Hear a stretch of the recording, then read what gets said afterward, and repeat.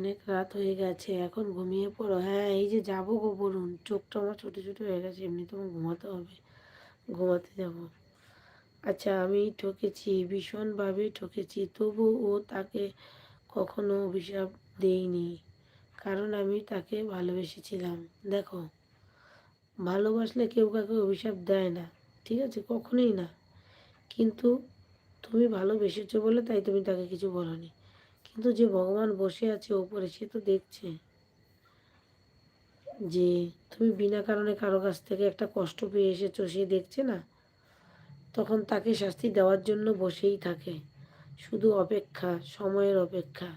ঠিক আছে, তুমি না চাইলে কি হবে? তুমি না চাইলে তো আর তার ভালো মন্দ পাল্টে যাবে না, কিন্তু যে দেখা সে তো দেখেই নিয়েছে।